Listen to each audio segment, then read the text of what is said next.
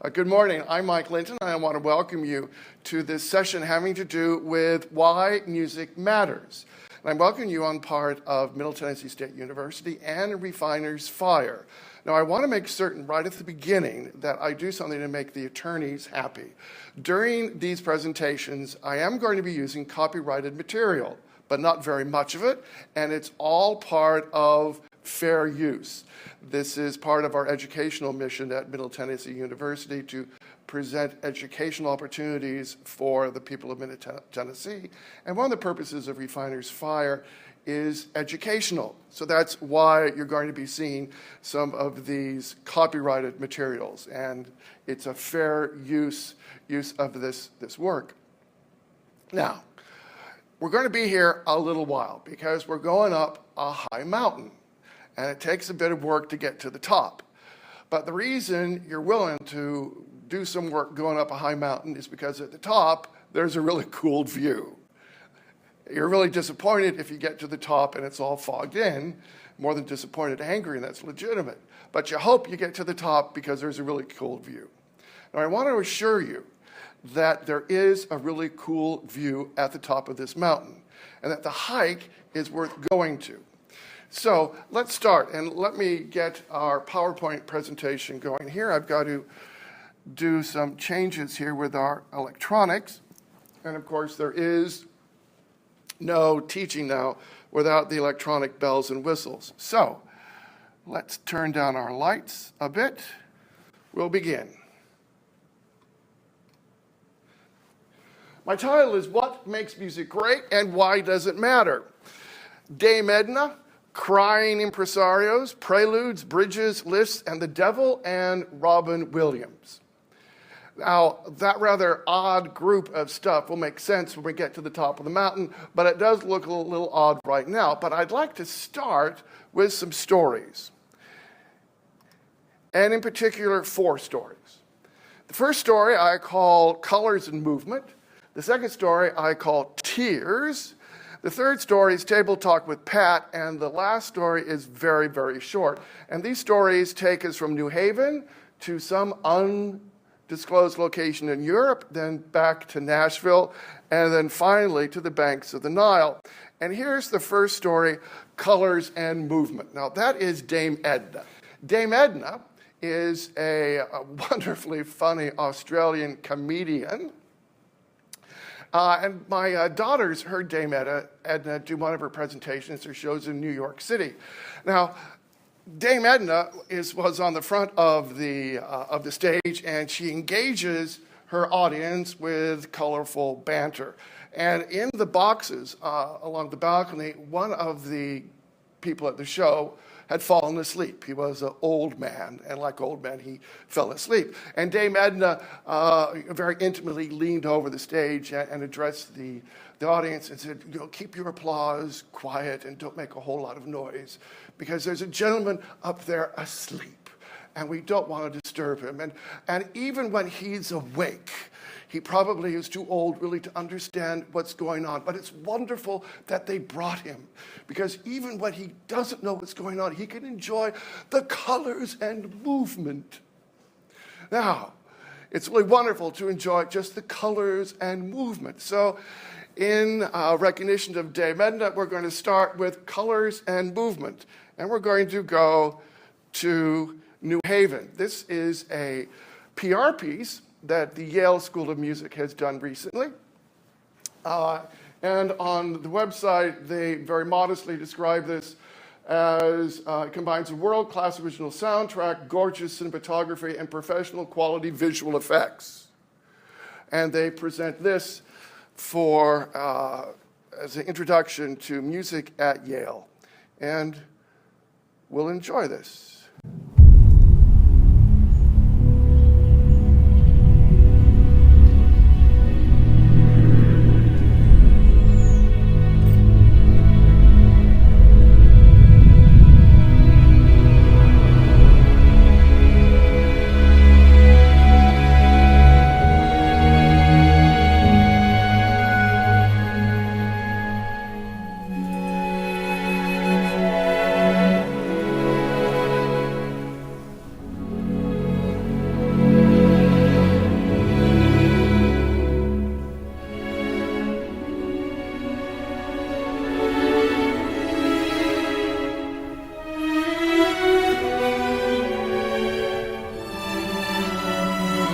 Why do we make music?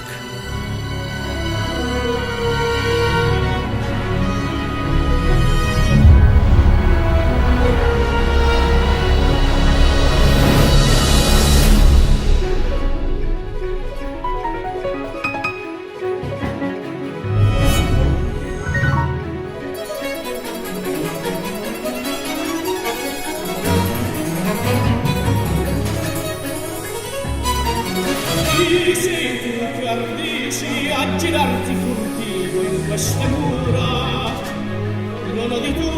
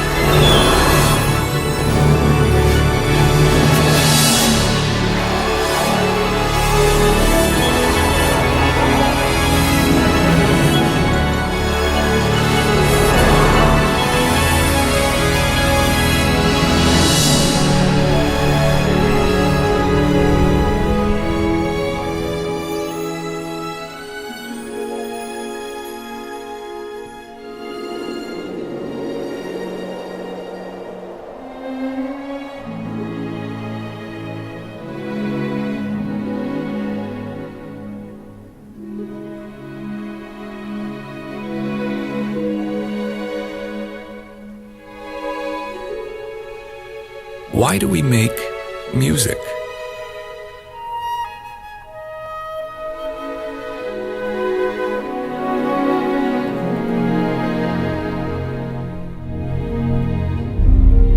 Why do we make music? Because we must.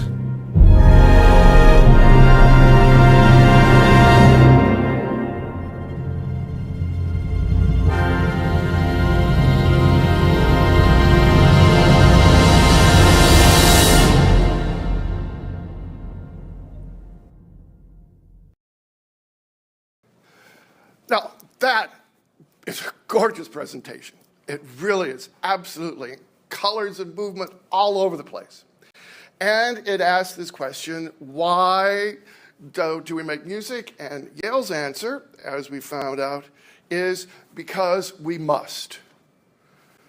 Okay, now, folks, about this time of the year, in September of 1939, there are a whole bunch of Germans who thought that they must visit Poland. And they must own Poland. That must was called Lebensraum.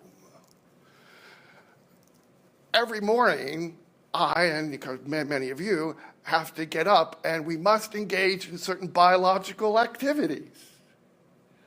Just saying that you do something because you must is not extraordinarily persuasive. If you have any opportunity to deal time with 2- and 3-year-olds, and when we think about what we're like when we're 2- and 3-year-olds, what do we do all the time? I mean, we just must do what we do. Now, this isn't podunk junior college putting this thing together. And having said that, I don't mean to deprecate junior colleges. There's wonderful stuff going on at junior colleges, but this is Yale. And truth be told, I have a degree from this place, and I know those buildings fairly well, and I know some of the people doing this. This is an institution that's 300 years old, has a multi-billion-dollar endowment. You would think that Yale could come up for a better reason for their existence than simply, we must. Now, there is truth to that. The Yale faculty, if they don't make music, they don't get paid, so that's honest. You know, they make music literally because they must. But if Yale, with everything that Yale has got, cannot come up with a better reason for their existence other than must, well, this is what you might call kind of a problem. You might sit back and think, oh, actually, you know, once you get away with all the bells and whistles and the colors of movement, this is kind of, you might even say, pathetic. Just is at least deeply, deeply odd. Saying you do something simply because you must isn't persuasive, because there's another question which is really more important. Should you? You know? And this doesn't address that at all. Doesn't even come close. Apparently, there's a problem. Next story. Fred's tears. This story does not involve me, but it's a true story. The person who this story is about, his name isn't Fred. I'm not even going to tell you whether it's a he or a she. We're just going to call this person Fred. This person does exist. A very good friend of mine was at a big musical convention where lots of people who were very, very important in the world of music came together, and they talked about musical stuff and musical business. And my friend is extraordinarily engaging and disarming. He's just a wonderful guy. And Fred was there, and he said, Fred, let's go out and have a cup of coffee. So Fred said, sure. And they went and they had a cup of coffee kind of in this lounge area. And my friend asked Fred what Fred was doing. And I have to back up a little bit. Fred has a very, very important job. Fred is under 30, and Fred is one of the 3 people who runs and manages one of the most important musical establishments in the world. It's in Europe, but it's one of the really, really, really important ones. And you can make that mental list in your head to try to figure out who Fred is, but it really does exist, and Fred is one of the people that runs it. Very important job. And Fred's young. Fred's under 30. And my friend asked Fred, you know, do you like your job? Do you know what you do? And my friend was astounded because Fred put his head down and put his hands at his head and started to cry. Because Fred told my friend he didn't know why he was doing what he was doing. His life didn't make any sense to him. He didn't know why this cultural institution was presenting what it was presenting. Fred was kind of clueless and at a point of crisis in his life. And my friend was astounded. Because if anybody should know what was going on and why this cultural institution exists, it should be Fred. Because Fred had one of the plum jobs in the whole world, was very, very well equipped for this job, and Fred's response to why are you doing what you're doing was tears. Kind of like Yale's answer, which is, I simply must. Now, I have a friend who says that no matter how bad things are, don't worry, they'll always get worse. And here comes the worst. And here's the third story. And this story is Table Talk with Pat. And this involves me. So this is first-hand evidence with me. Now, Pat also isn't this person's name. I'm going to tell you it's a man or a woman, but he does. I just gave it away. Pat, it could be like Pat in Saturday Night Live, where you don't know whether it's Pat or Patricia. Remember Pat from Saturday Night Live? So whether he's a man or a woman, you don't know. But Pat is very, very important. I have on the screen behind me Pat's background. And Pat, he's a college dean, advisor to a summer music festival. Pat's a president of a very, very important orchestra. Pat was the executive director of another very important orchestra. He was the manager of a really, really important orchestra. He served as the head of the board of a really, really important music school. Pat's got honorary doctorates from Northwestern University, the Curtis Institute of Music, the Roosevelt University, and Columbia College. Pat's got the ASCAP Taylor Award. Pat's got awards from Business Week and Yale. Pat served on the advisory panel for the National Endowment for the Arts and lots of state organizations. Pat's really important. Now, one of the things I do on occasion is write for the Wall Street Journal, and there was a big convention of orchestras in Nashville in March of 2007, and I covered this event for the Wall Street Journal, and part of the events of that was a breakfast between very important people and journalists. And because of what I was doing, I had breakfast with a bunch of other journalists with Pat on the morning of March 27th, 2007. Now, I was writing for the Wall Street Journal, and this is a journal read by a lot of businessmen, so the questions I tend to ask had to do with music business. And I sat across the table from Pat, and I asked him a question which I'm certain Pat has been asked a lot. It has to do with financing of orchestras. And we're all aware of the problems now going on with financing our cultural institutions. And I asked Pat, let's say that I have $1 million. And I'm considering giving $1 million to the Nashville Symphony or to the Vanderbilt Children's Hospital. I don't have unlimited resources, but I have a chunk of money, and I want to know, can I give it to the Nashville Symphony, $1 million, or $1 million to the Vanderbilt Children's Hospital? What would you tell me would be a reason for giving it to the Nashville Symphony? And this is what Pat said. Pat said, well, you're a businessman, and it's very important to realize that a great deal of research has gone into finding out that markets which offer a variety of cultural experiences are much more attractive to major executive talent. And you are much more likely to be able to attract to your city really good executive talent if your city offers a symphony orchestra, as well as a good museum, also some significant sports franchises.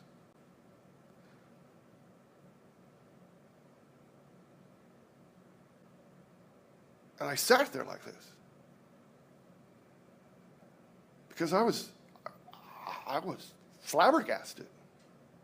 I was polite, but I was flabbergasted.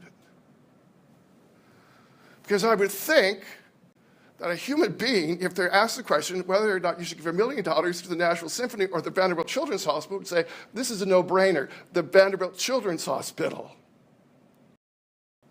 Because nobody's going to die if they don't hear the Mahler second. But if you have a lot of money, give first to the Vanderbilt Children's Hospital, and then here's a reason after that to give to the Nashville Symphony or the Metropolitan Opera or the Boston Museum of Fine Arts, whatever. But Pat didn't even say that. And then he said, the reason that I should give money to the Nashville Symphony was because I was already rich and it would make me richer.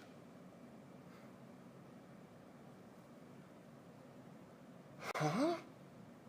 I mean, the only reason you give money to the symphony is because you can stay being rich. You can recruit big-name executive talent. We got a huge problem. A huge problem.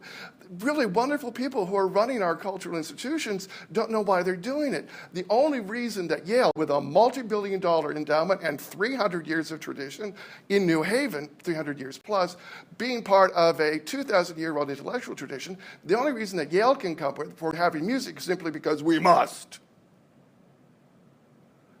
And then Pat, who should know more than anybody else, and I think probably does, extraordinarily influential person,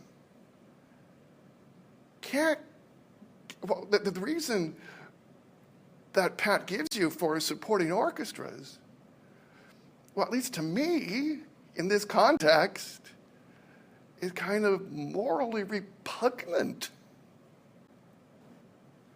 Ooh. Now, I'm not making any of this up.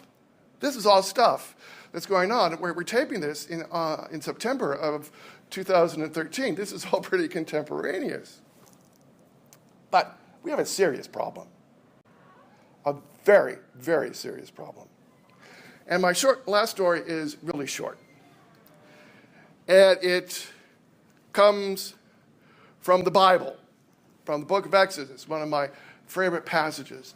There arose up a king who knew not Joseph. It's from the beginning of Exodus. And what you remember in Exodus is that the Hebrews who came with Joseph now are enslaved and eventually liberated. And this talks about Pharaoh and the culture of Egypt, and the culture that forgot its traditions. It no longer knew why it existed. And because Pharaoh and the Egyptians no longer knew why they existed, and they existed because of God's benevolence to them by the means of Joseph and his descendants, because they forgot that, catastrophe awaited them. Now, what we're going to do this morning is not forget Joseph. I think there are wonderful reasons for supporting great music. At Refinersfire, we have a motto, music that matters. It's somewhat deceiving because it's not that we think music matters, we think that great music matters, and we think that great music matters a great deal. And that what I want to say to Pat is that the reason why the symphony orchestra is worth supporting isn't because it exists, but because the symphony orchestra is something which presents wonderfully great music. And what I would like to tell my colleagues at Yale is the reason why they do music isn't because music exists, simply because they must, but because they are preserving something deeply wonderful, the great music. And what I would want to tell that person who is leading that European artistic establishment, why that person's life is really wonderful is because that person is helping to preserve this great music. It really is wonderful and important, but we need to remember that. Now, the question is, how can you tell what great music is? And that's the mountain we're going to go up now. And to do that, we need to start really with music. And I've been talking a little bit, so we're going to take about a 4-minute break right now, and then we'll come back to start with music.